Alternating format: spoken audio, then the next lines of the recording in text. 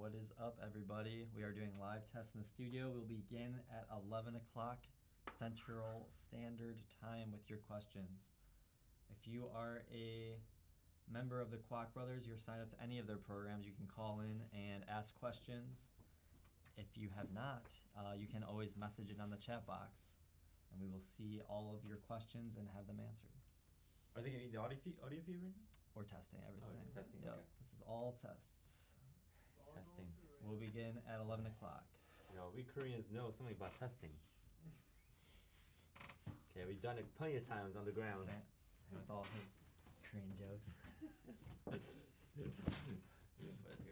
Yeah. I should say that. I'm like, we were testing earlier. Oh, that's Remember, this Joel's. This is gonna be in your show. Joel's gal. Where's she going? She was lost. Okay. All right. She's going to the medical.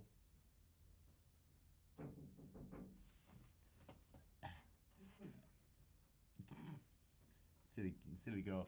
She almost admitted herself into the hospital there. Right? She's like, I'm looking for Joel. Oh, you mean doctor? Come this way, please. Just remember that we're live right now. Right. With With everything. Hello. We're live. Yep. Yeah. Oh. Sit up, Sam. Yeah, sit up where you're gonna be. Okay. People are watching. Yeah.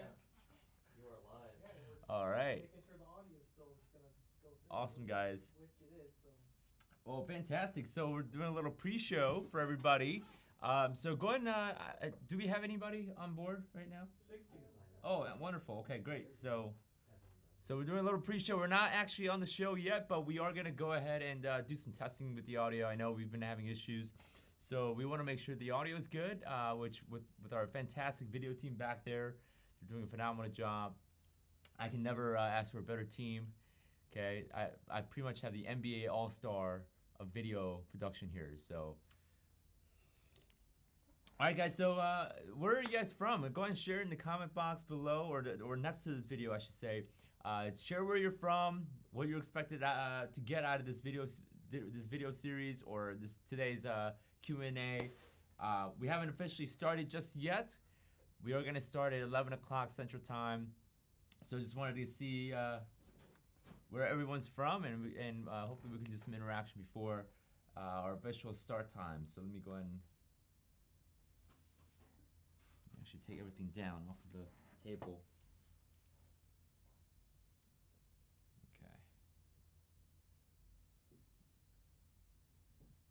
All right.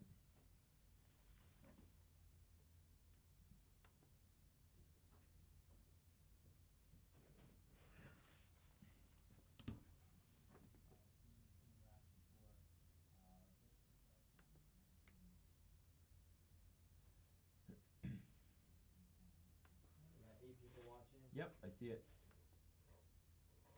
Audio sounds good. Visuals look good. Fantastic. Watch your drink when you're doing it. Yep. Like dealing with it.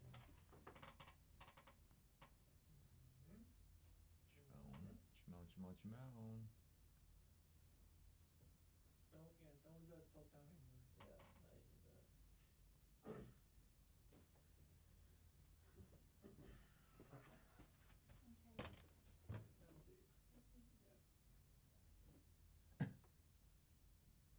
Okay. Alright, we're set. We got finale from Rochester, New York. Fantastic. South Carolina. What I remember of South Carolina, I was there for 3 months for the Army basic training. I was at Fort Jackson, and all I remember was every morning I woke up, I left my barracks, and a minute later I was sweating my balls off. It was just like really, really humid, and then I would go back to take a shower, and then come back out, and I'll be still sweating. So that's South Carolina. That's the only thing I remember about South Carolina. We got West Covington, California. Awesome, welcome. Good morning to you, California. Downey, California. We got lots of Californians joining us here. Awesome, amazing. Okay. Yeah, go ahead and share where you guys are from. We'd love to see anyone from Canada, maybe Canada, or anywhere out of the United States, because sometimes we get people from the United Kingdom, we get people from I mean, all over the place. So,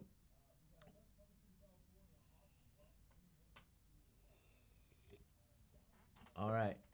Joel from Miami. Yep, I know you're from Miami, Joel. Joel Giorberlini. I hope I'm saying that right. Cool. Anyone else? Go and feel free to share, because otherwise, if you're here in the backyard of Chicago, we would love to meet with you.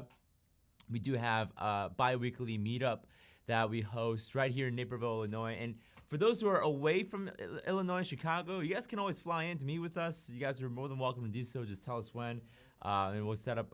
You guys can come and meet with us. We got Charlotte, North Carolina. AG47 says hello. Hello to you. Awesome.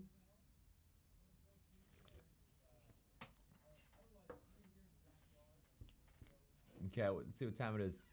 We got 10:56, so we got 4 more minutes until we get started officially with the Q&A. All right. Oh, you're looking at the microphone there. There we go. So before we actually begin, we got like 3 more minutes left. A major shout out to these video guys. They're fine tuning everything right now. The audio, the video, visual. They make sure that you guys can see every single wrinkle that I have in my face. It's phenomenal. 2 years ago or a year ago when we first started doing this, these types of videos, you couldn't even see my face. It was all blur, and you couldn't probably tell that I was Asian. And now you can, and you get to see the wrinkles and all the little fine details that I don't know if I'd be happy to show everything. But you guys get access to that thanks to all these the team, our video team guys. They're fixing the lights. They got the amazing 4K camera. And here's Chris fine-tuning more lights. So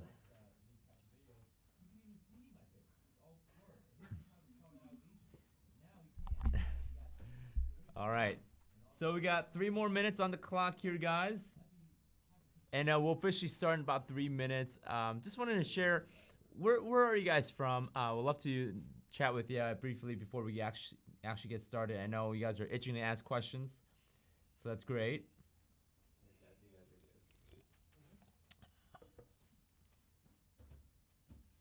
Okay. We got 2 more minutes on the clock, which, by the way, little shameless plug here. If you have not gotten our book, 0 to 75 Units in just 1 year, this book is absolutely free. We're giving away for free. The only thing you do have to pay for is the shipping for us to ship it out from our fulfillment team in Idaho. So go and grab this book, 0 to 75units.com. In fact, if you look at the link description below, you'll be able to click on the link and be able to go buy our free or get our free book. You're just buying the shipping. So with this, you also get a few other benefits as well. You get bonus emails. We're going to show you guys how we bought 75 of our units with no money down or no credit of our own. And that's all part of this book. So you'll see that book. Just make sure you go grab it. It's absolutely free. Just pay for the shipping. You'll be ready to go. We got AG47. Is that, okay, so I'm going to take a wild guess. Are you referencing to the movie Hitman here? I think that's what you're referencing to. We got good morning from St. Charles, Illinois. Wow, it's like 15 minutes away from where we are. So Brian is probably the closest individual. Okay. All right. Fantastic. All right, guys, we got 1 more minute until we officially get started with our weekly Q&A.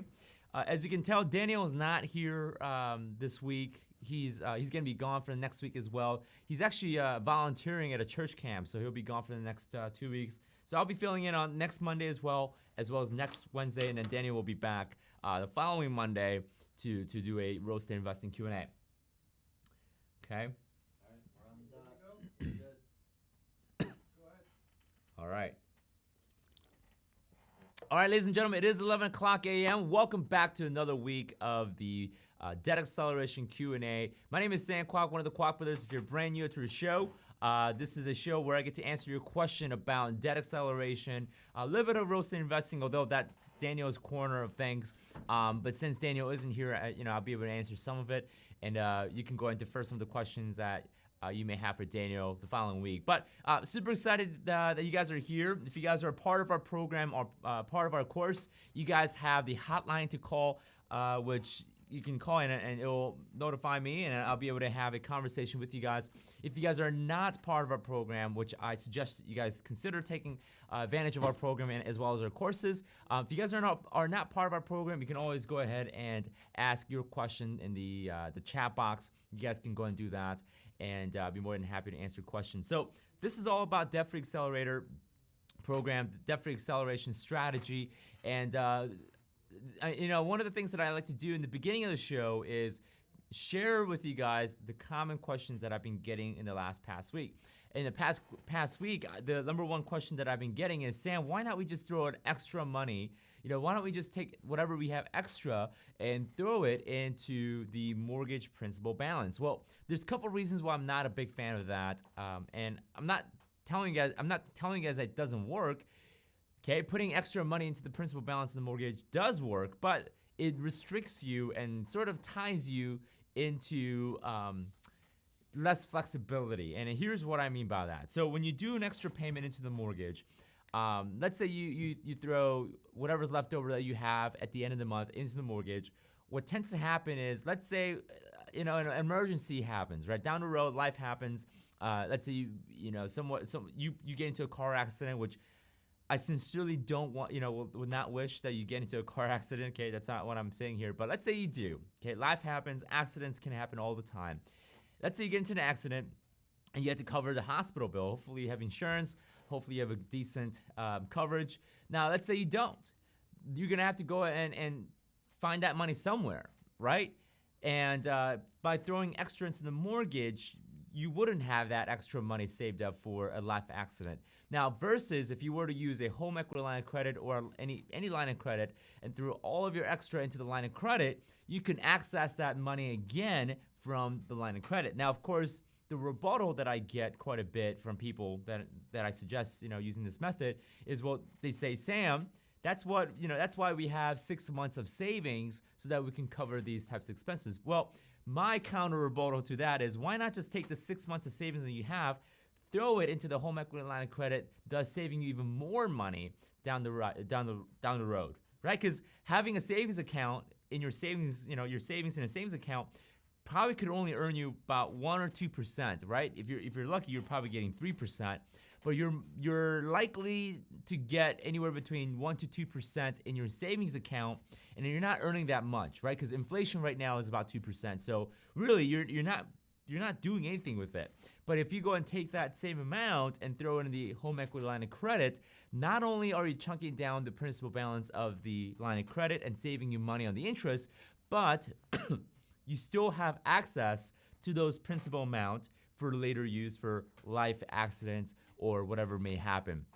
So you want to use the full capacity of your savings, your income, and that's another thing. Instead of doing extra into the home equity line of credit, throwing all of your income to the line of credit while still giving you the access to the money not only saves you interest down the road, but also gives you even more flexibility and even more safety down the road. So you got to understand the strategy fully before you can make a fair comparison between using just doing the extra into the mortgage versus using the strategy. In fact, we just updated our calculator, our Excel calculator, to show you the comparison.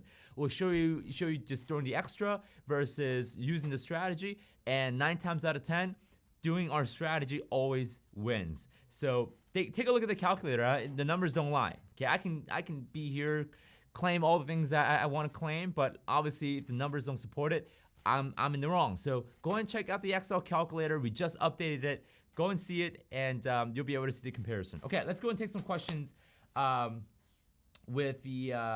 okay, so we don't have much questions. Fernelli is saying, totally worth it. Just signed up a few days ago. Learned so much already. So Fernelli is one of our students, part of our course, and you can see here that Fernelli is getting a lot of value out of it. So guys, go and ask your question, whether it's real estate investing, mortgage acceleration, debt acceleration, velocity banking. We're gonna figure out how to make that name just one instead of having multiple names. But go ahead and shoot your questions, guys, and I'll be more than happy to answer. And again, if you're part of our course, if you're part of our program, you guys should all have the hotline to call our phone here, and I'll be able to answer your question in real time instead of typing it into the computer. So go ahead, guys. Fire away your question. I'm here to answer it till 12 p.m. Central Time. We usually do the show for about an hour. We're only 5 minutes in, so. Which, by the way, guys, interesting news, and this is something that you should pay attention to, is that the Federal Reserve is meeting today. The Federal Reserve is the United States central banking system where they control our interest rates, and they are meeting today. And supposedly, there's a rumor that, or speculation that the Federal Reserve is looking to lower the interest rate. Now, last year, 2018, they raised the interest rate 4 times. Each time they raised by 0.25%. So over the last year, in 2018 alone, Federal Reserve raised the interest rate by a whole 1%, which 1% doesn't seem like a whole lot, but it does quite a ripple effect in the economy.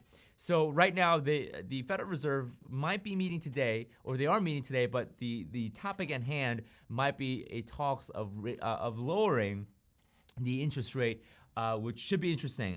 This type of stuff signals that there could be a slowdown in the market, and they're looking to sort of stimulate the market. So we'll see what happens today. By the end of today, we should have some sort of headline from Wall Street Journal or some of the major news outlets. Okay. AG47, which now I know it's silver.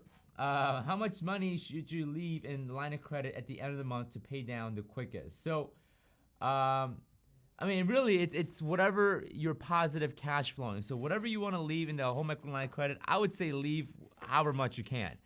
Your home equity line of credit is essentially now your checking account and also your savings account. So imagine whatever's left over, your savings, you're going to leave it on your home equity line of credit, saving you interest, but still giving you the liquidity that you need for future use. So that's what I would do. Now, if you are a part of our program, we do teach a concept called cash flow recovery, where it's going to give you even more to save and to throw into the home equity line of credit. This is especially useful when you have when you live paycheck to paycheck.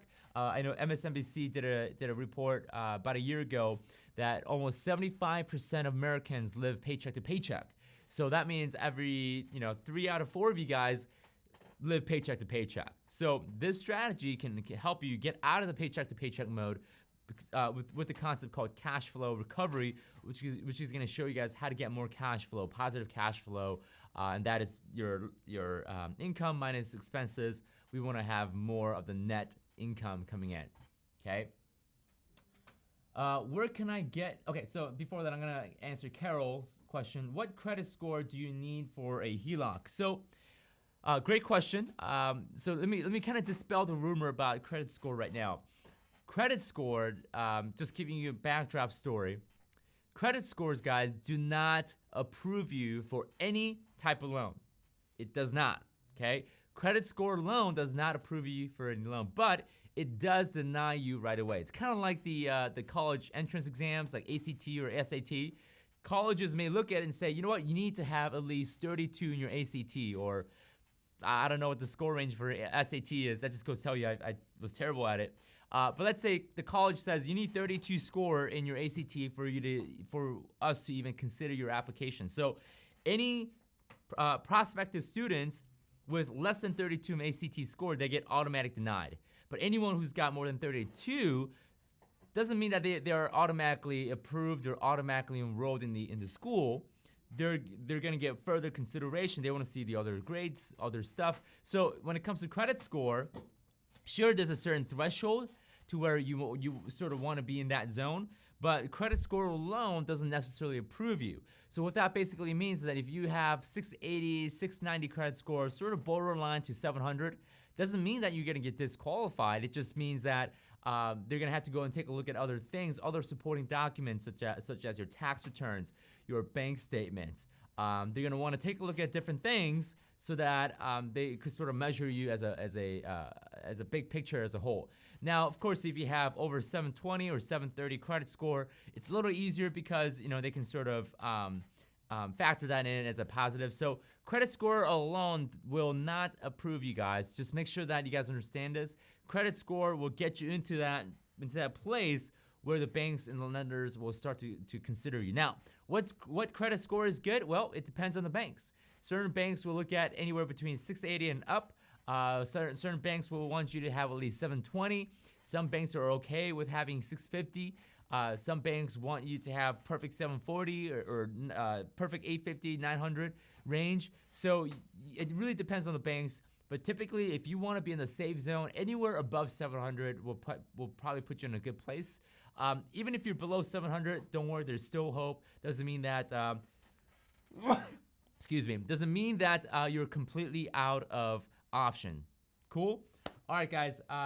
So Carol, I hope that answers your question. Dragon X-ish is saying, where can I get your calculator? So you can get our calculator at chopmymortgage.com. In fact, I'm gonna write that down for you guys so that you guys know what site that is. chopmymortgage.com. There we go, chopmymortgage.com. If you go there, you'll actually get a calculator, and you also get a free ebook sort of explaining to you guys how this strategy works. So chopmymortgage.com, you guys will be able to get our calculator as well as our ebook for you to better understand our strategy. Cool? Okay, RX David 2012 is asking, should I save my cash now and buy my rental during the recession or pay off my mortgage? So David, I just did a video released yesterday called Should I Pay Off My Mortgage or Should I Invest? Now, I give a really good example, illustration as to when the market is doing really, really, really well, this is a great time for you to start paying off your debt, recouping some liquidity, get some more cash into your financial system. During a recession, during a bear market, that's a better time to go and buy, expand, get yourself into some rental properties and some investment and assets. So that's typically what I would say. Now, there are exceptions to that rule, of course. Doesn't mean that there's zero opportunities during a market boom. There's gonna be less opportunities, and it's gonna be harder for you to go and look for those opportunities. Now, it doesn't mean that you shouldn't buy anything. There are still ways to buy rental properties today. You just have to be extra picky, and you have to go look for those rare deals that are gonna be, they're gonna be a home run, right? So make sure you do your analysis correctly, be picky, and just pay attention to what the economy is doing, okay? Just get the context of everything before you start buying and using our strategies, okay? Let's see, Craig Burns is asking, hopefully this relates to topic, what is the difference of doing owner financing versus lease option, and is there a certain time to use one or the other? Fantastic question. In fact, I'm gonna go ahead and illustrate to you guys and do a comparison. I'm gonna use black for this. So I'm gonna do a little a table here. So here's your owner financing. Now, this is kind of a trick question, or I should say,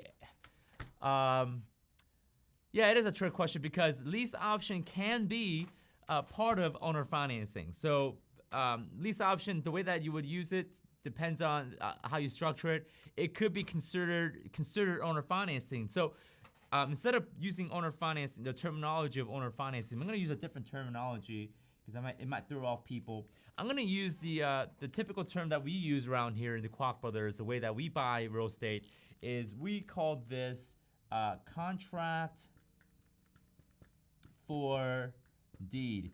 Now, in certain states, they call this a land contract. We call it for a contract for deed. Other states call it the agreement for deed. There's different names to it, but us, we call it contract for deed. On the other side, let's go and put in the lease option. Okay. Now, lease option is actually shortened version of lease with an option.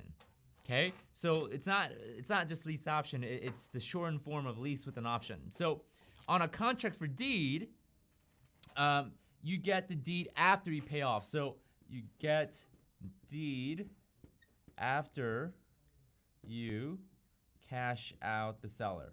So you don't get the deed right away, okay? Your interest in that real estate is secured by the contract, a promise that the seller will give you the deed after you pay the seller off completely, okay? Whatever that purchase price or the principal balance is. With the contract for deed, you build equity right away. Okay? And technically, when you go and refinance with the bank, let's say you were on contract for deed, you were on a seller financing. Let's say you decide to go get bank financing in place of the contract for deed. Well, technically, it's not a refinance. In the eyes of the banks, the banks will see this as a purchase because you never had the deed in your name. So when you go in and do a purchase loan with the bank, what's nice is that you may not have to do a down payment because you already built that much equity with the seller.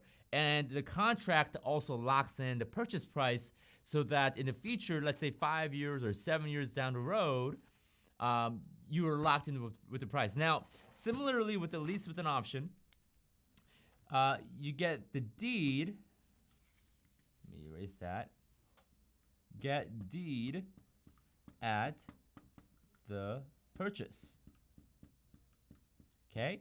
Now, in some arrangements, when you do a lease with an option, you may get equity, but in most case time, you don't build equity. Okay? This is simply you are leasing that property with an option to buy at a later date. So the option locks in the price of that real estate for how many years. Now, most options are going to be 2 to 3 years. More commonly, I've seen options that are 5 years, very rare.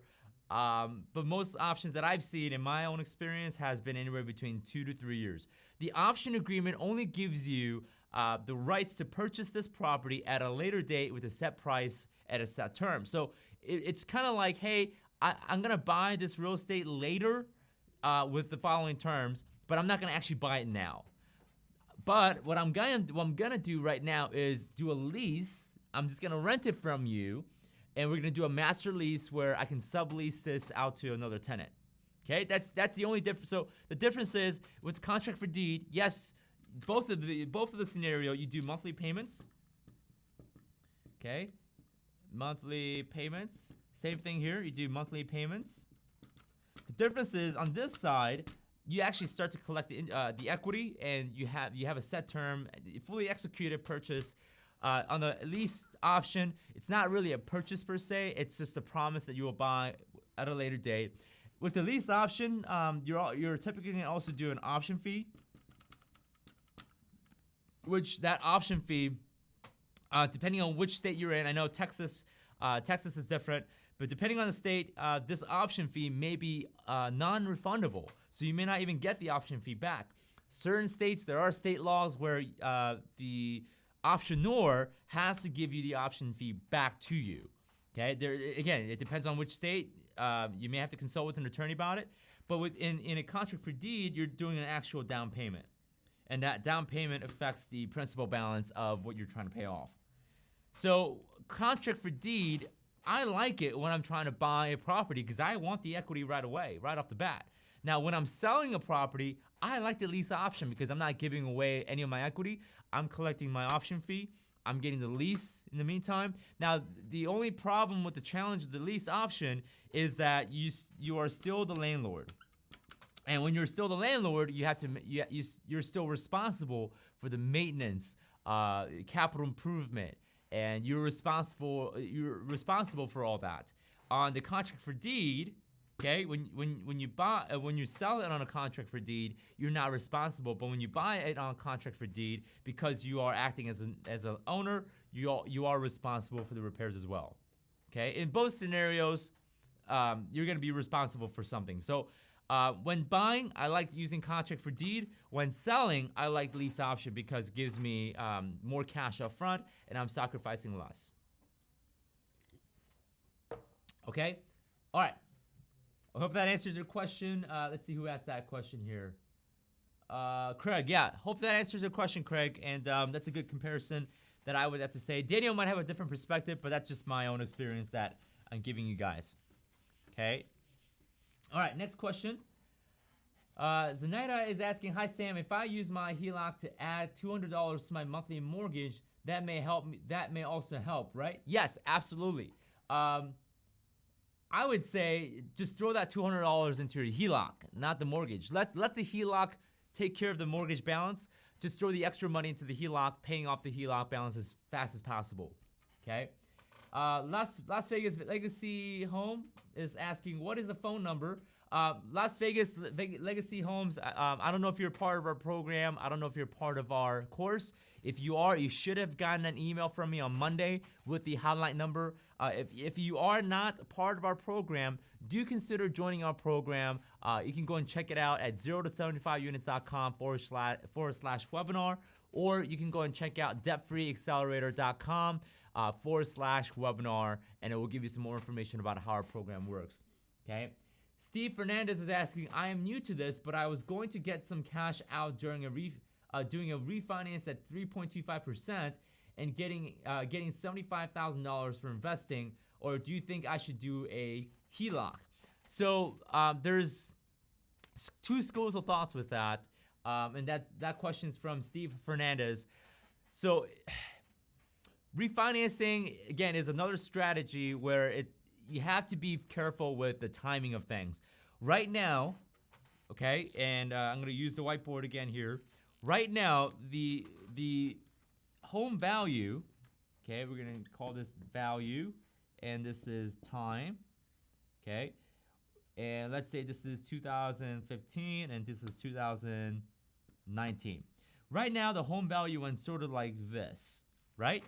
Now, with the home value going up, right now, I believe that the next thing that's gonna happen, okay, sometime in 2020, 2021, and again, I don't have a crystal ball to tell you guys this. This is just my prediction based on facts and statistics that we've been gathering.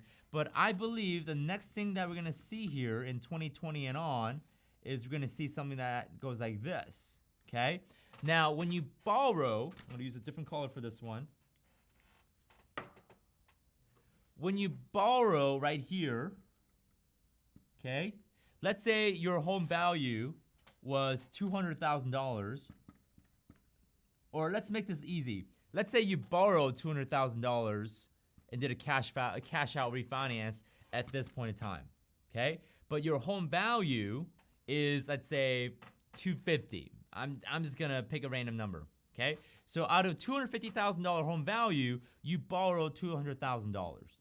Now, what happens if your home value drops to 175? 2 years or 1 year from now. Okay? Let's say you're at 175 now. And your loan barely paid off at, let's say, 190,000. You actually now owe more than what your home value is.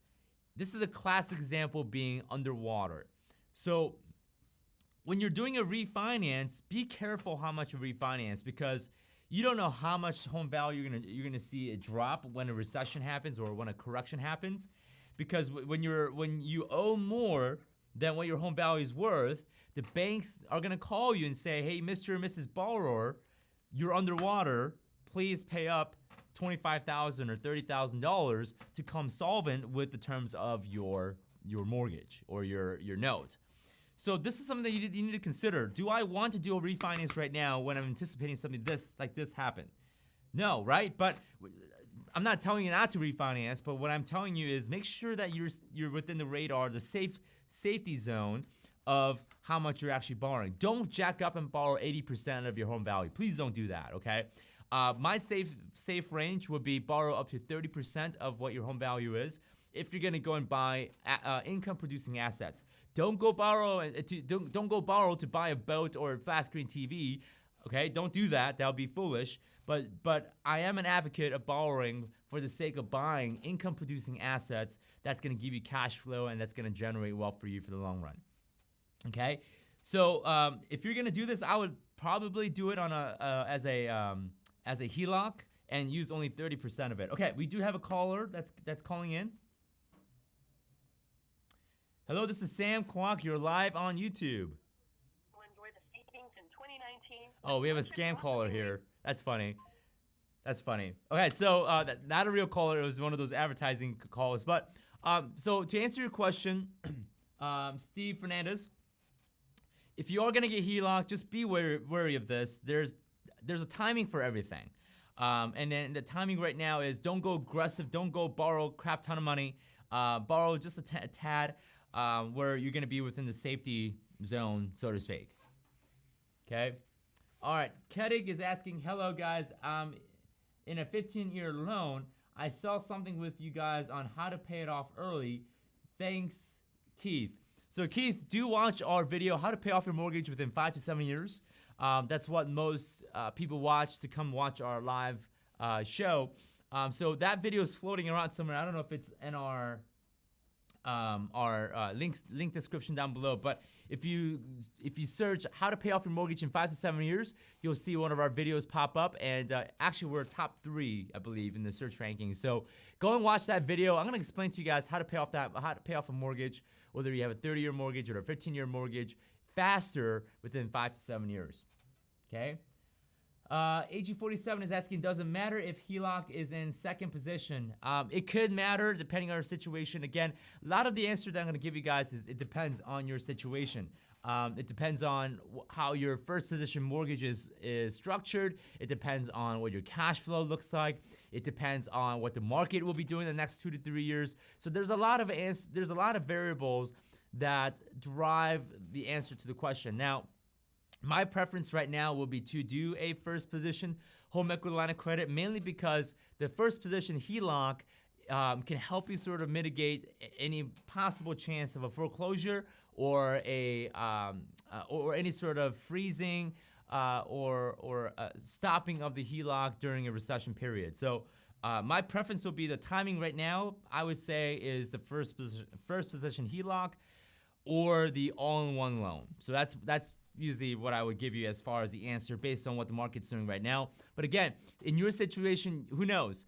Your situation may call for a second position HELOC. Our course in our program teaches you that, determining what type of HELOC you'll need. So if you're part of our program, go watch, I believe, Unit 5 or Unit 4 of the masterclass. But if you are not part of the program, do consider signing up, because we share a lot on how to determine different variables in your situation. Okay. Top Secret Bear is scam calls are out of control. I get 10 a day. If you guys get a lot of scam calls, make sure you register your number at the do not call list. There's a national database that you can register for. And even when you register for the do not call list, if they still call you, they are violating your rights. So one thing that you can do is if you are irritated or if you're being harassed, you can take all their calls and write down and create a log as to when they called and take their phone number down, and then you can file a complaint. And I believe that's Telephone Consumer Protection Act, TCPA regulates that. So make sure, if you're being harassed, that is, you can follow the guidelines of TCPA, Telephone Consumer Protections Act. It's a law that protects the consumers from harassment calls and just bad marketing in general. Okay. Okay. RX David 2012 is asking, do Kwak Brothers buy cash flow properties with a HELOC? Yes, we do. We love buying properties with a line of credit. Again, it comes down to timing. When do we buy the property is the question at hand, right? We don't buy properties. We don't go crazy and buy properties during an economic boom, because all the prices of real estate is really, really high.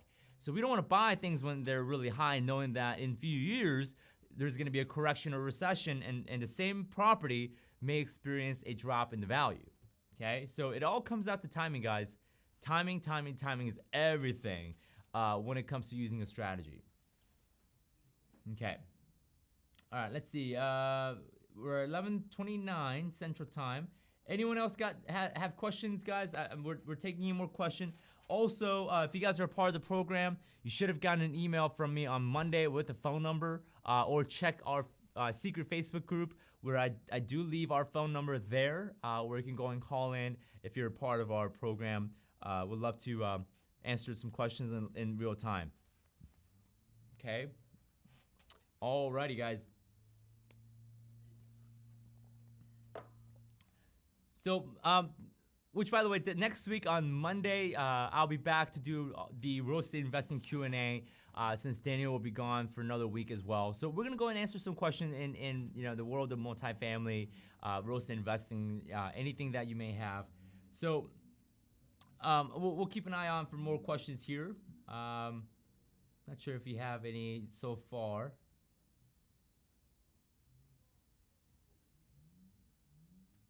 Okay. All right, so I'm not seeing any more questions here. So just kind of give you guys, sharing what Daniel and I are working on. I guess we could turn this into a little mini blog until I see more questions. But Daniel and I are working on, we're acquiring a 200 unit portfolio, 200, actually it's more like 200 single family. We interchange the unit and if it's single family, we interchange the terms. But we're working on acquiring 200 single family houses right now. Daniel is putting together a private fund and he's working.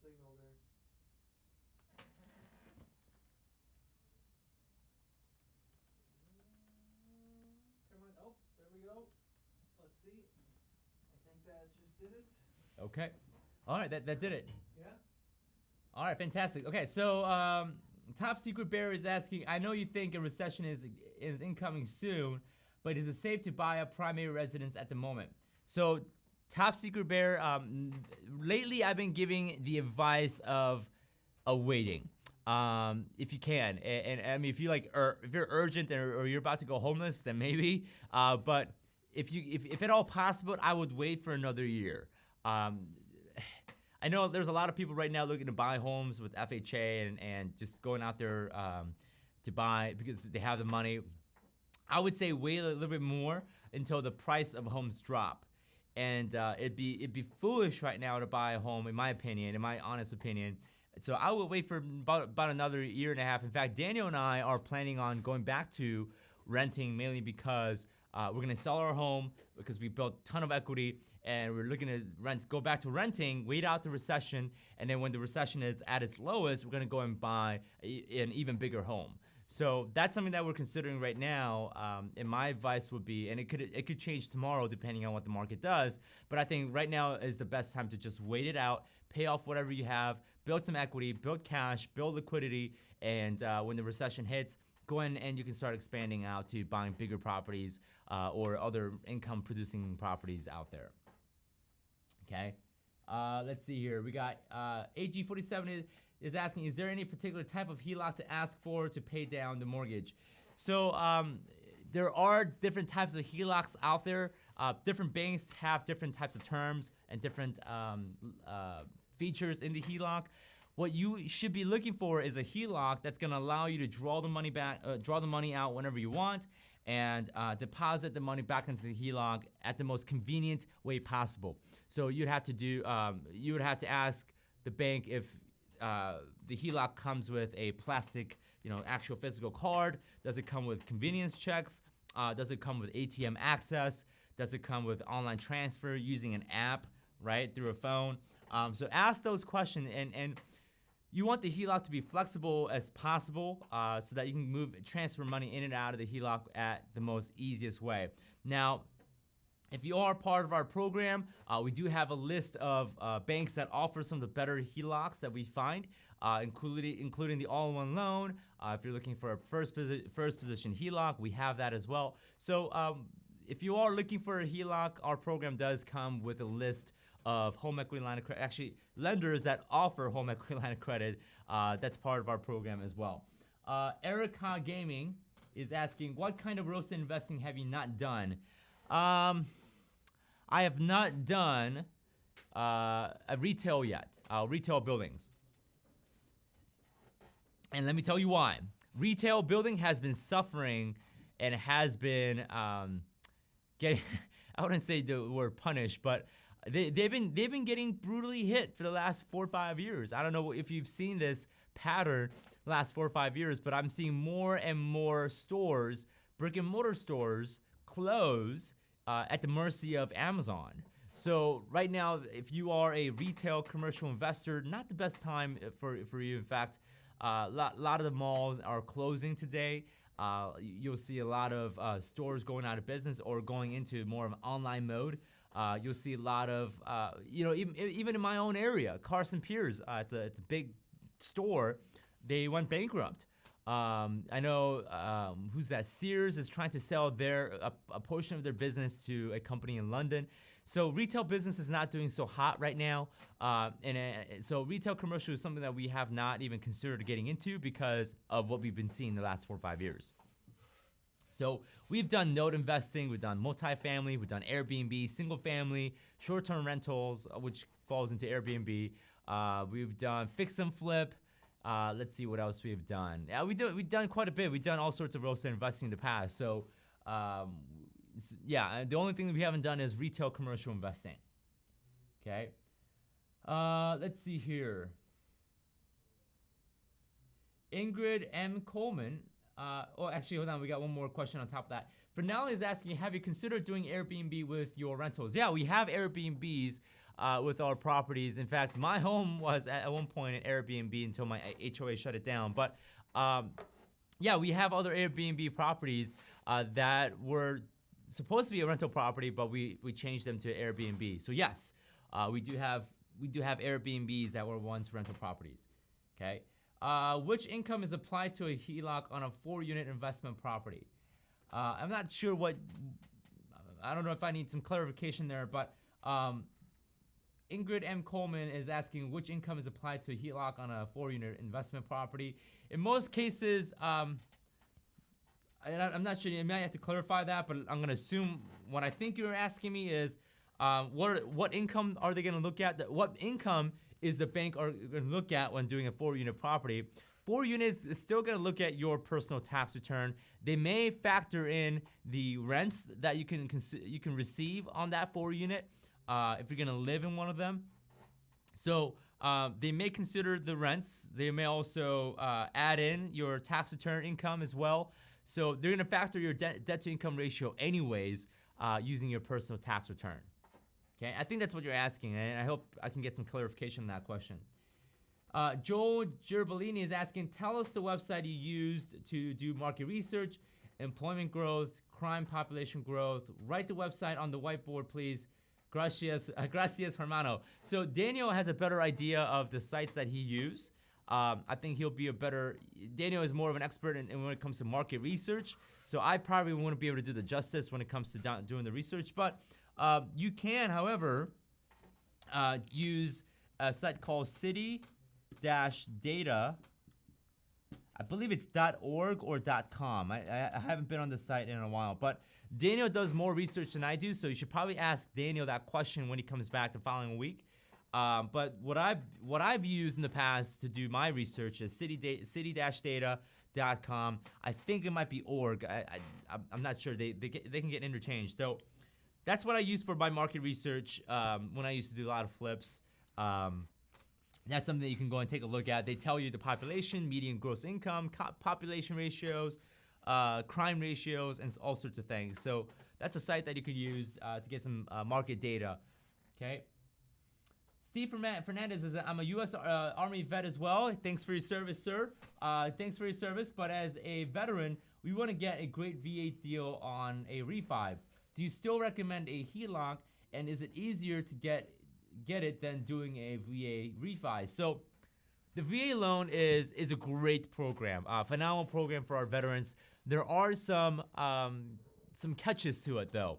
They're not going to charge you down payment, or they may not charge you certain closing costs, but they build in the closing costs in the interest rate itself.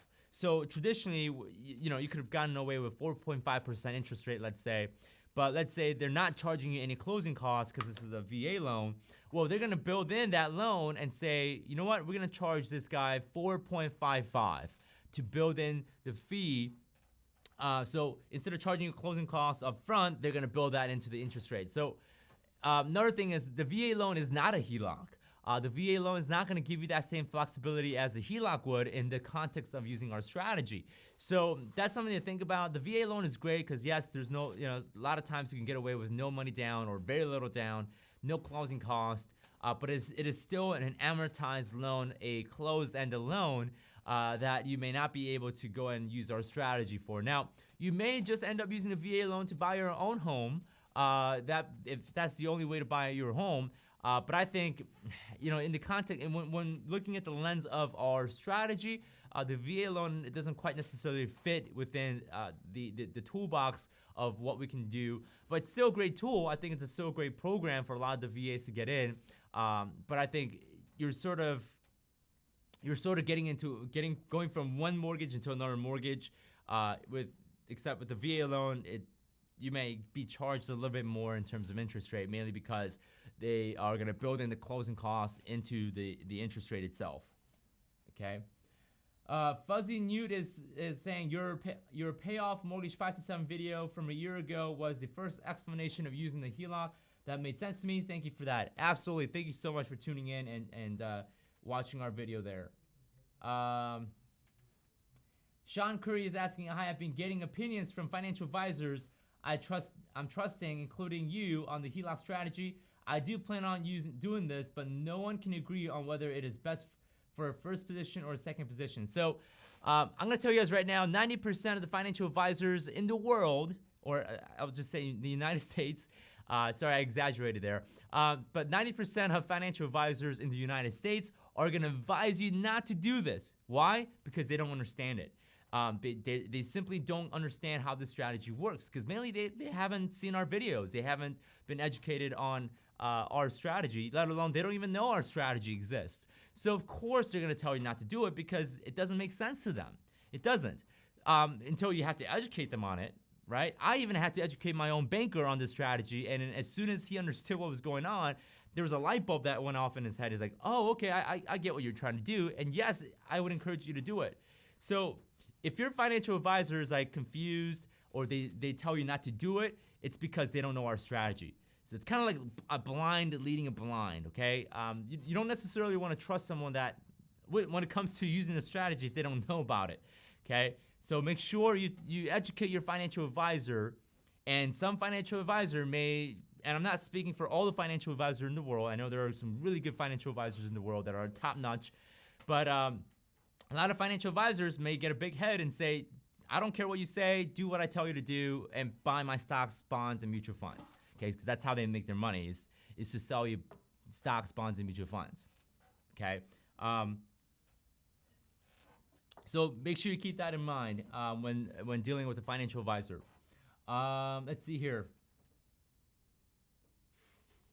Ingrid is clarifying.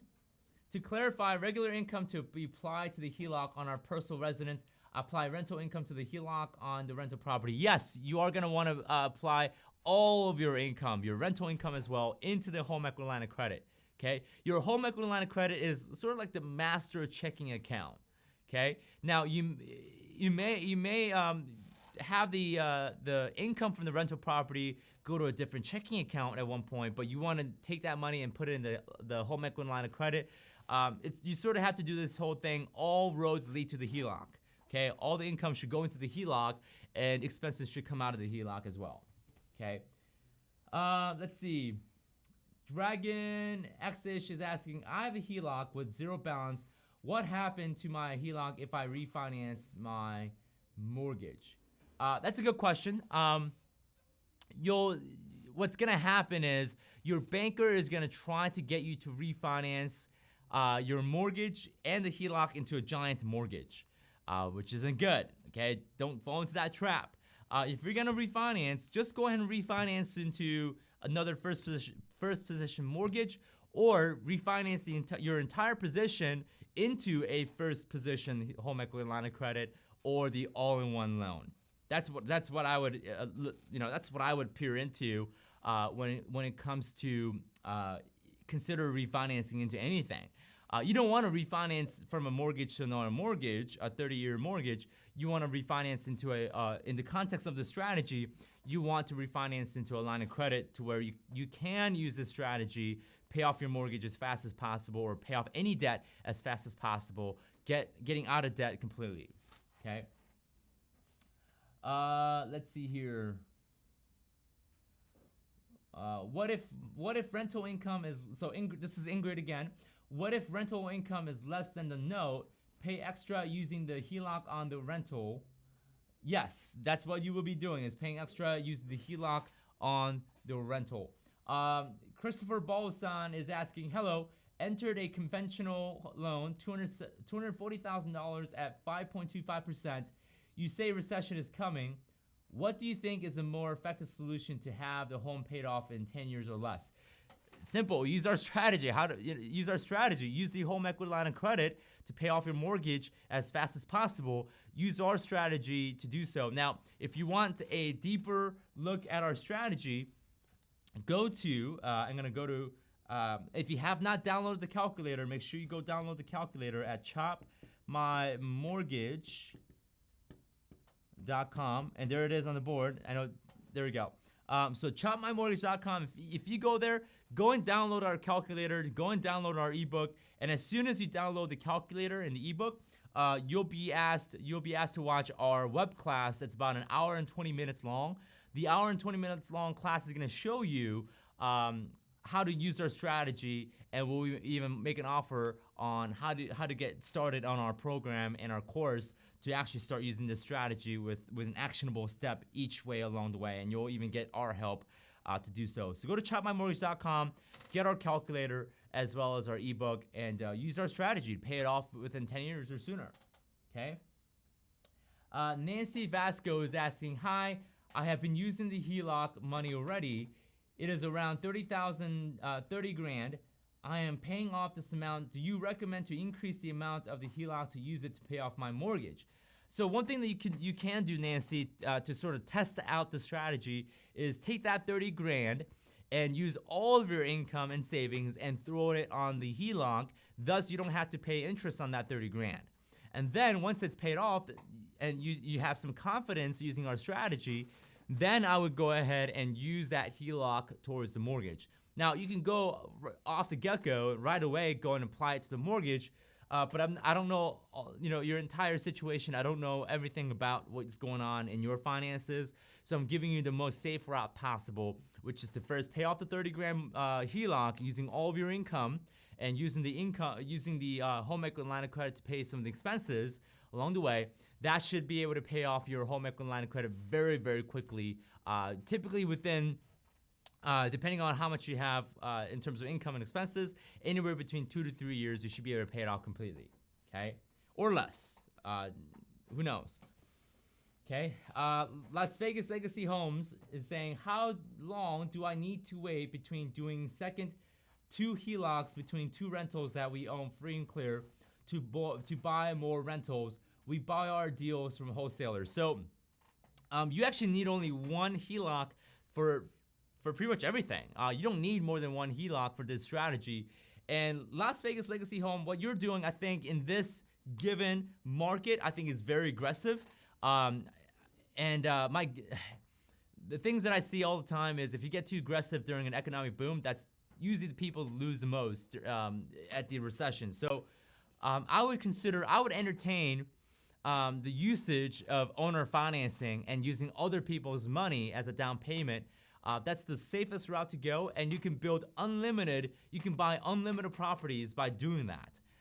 So I wouldn't get too aggressive using leverage right now, mainly because what we're anticipating to happen in the next 2 to 3 years, which might be a recession. So I wouldn't get too aggressive on that. When you're asking with 2 HELOCs and buying more properties using more leverage, I don't know. I think it's a little too aggressive in my opinion. I think the more safer way to do it is negotiating properties into owner financing purchase and using other people's money as a down payment. That way you don't have to use any bank leverage. You're primarily just using the owner's financing. I think that's probably more of the safer route to go. Which, again, I'm not telling you to do anything, but that's just my opinion and what I would do in your situation, okay? Fernelli is asking, what do you do when you have 2 HELOCs? Should you pay the one with the lowest amount first, or should you split it? So what I would do, Fernelli, is I know you're part of our program. Go and check out the cash flow index calculator. Go and punch in to see which one you should be paying off first. Because there is an order of which debt to pay off first to recoup as much cash flow as possible. So what I would do is punch in your numbers in our cash flow index calculator found in our course, and then find out which one to pay off first, and just use one HELOC as your debt-free accelerator instrument. Okay? Sean Curry is asking, thank you for your answer, but I am specifically wondering what your thoughts are as you compare a first position HELOC to a second position HELOC using the strategy. So Sean, what I would do is you go download our calculator at chopmymortgage.com and compare. Compare to see what will work better for you, right? Try the first position HELOC route. Okay, take all of your home equity line of credit and pay off your original mortgage and see what the result is. And try the other way around, right? Try a smaller chunk on the home equity line of credit to pay off your mortgage. See what that result might be. So do some comparison and figure out which result merits the most money and time saved for you. Okay. Ingrid is saying, thank you so much for your time and help. Absolutely. Love helping you guys and appreciate you guys chiming in. Does this apply to Canada? Just logged into this webcast. Yes, Canadians out there, this absolutely works for you as well. Right? So this strategy does work in Canada as well. We have several students in our program from Canada, from our northern neighbors. This strategy will work in Canada as well. Cool. All right, let's see what time it is right now. It is 11:52, guys. I can take one or two more questions, and then we'll go wrap up this video. Thank you so much for tuning in, guys. I know a lot of you guys might be in lunch, or you guys are at work, or you guys are just getting started in your day. Wherever you are, thank you so much for tuning in and spending time with us here. And I hope that a lot of the answers I give you guys are impactful and helpful. And if you guys want to see more value, if you feel like, man, like this conversation with Sam right here is valuable, well, wait until you get to our program, because in our program, we go even deeper dive into which HELOC to get, where to get the HELOC, which debt to pay off first, how do I use the strategy. In fact, there's 5 different versions of the strategy where you can mix and match some of the different strategies that we have available. We also teach topics on real estate investing, so do consider checking out our program as we go deeper into some of the topics that we already talked about in this video Q&A. So do consider checking that out. So we got a couple more questions here, and we'll wrap up the live Q&A today.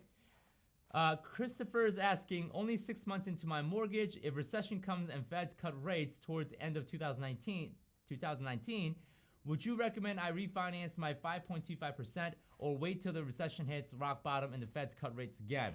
So one thing that we preach a lot is that do not refinance in the name of the interest rate. By the way, in this strategy, interest rate means jack. Okay, I know that's gonna be shocking to you. That's almost like, oh my gosh, what blasphemy are you speaking right now? What abomination is this, right? Guys, in this context of the strategy, yes, interest rate does not matter unless the interest rate's like 40-50%, okay, which is highly unlikely. So in using our strategy, the interest rate really doesn't matter, because the goal of the strategy is to pay off your average daily balance as fast as possible, okay? If you lower the average daily balance as fast as possible, the interest rate doesn't have the time to catch up, okay? Interest rate is deadly when you give it time, okay? And when you give it a lot of average daily balance. So the sooner you pay off your average daily balance using your strategy, the better, even with a higher interest rate. So don't refinance for the sake of just refinancing to a lower interest rate. And by the way, when you refinance, you start the clock all over and you have to pay all that interest back again. So I'm not a fan of refinancing, okay? I'm just not. I'm not a big fan of starting the clock all over for the sake of just saving extra on interest. But what I am a fan of is using the HELOC to pay off the average daily balance as quick as possible and not incurring additional debt to buying some stupid things like a boat or a new flat screen TV or buying a vacation home. Okay, none of that is gonna make you money. Okay, buy and invest in things that's gonna make you money, and it's gonna create more cash flow in your life. Okay. Raphael McWealth is, where do I find a strategy? I live in Canada and would like to use your program. How do I get this program, please? So Raphael, what you can do is go to, I'm gonna write this down, chopmymortgage.com. I shouldn't have erased the other.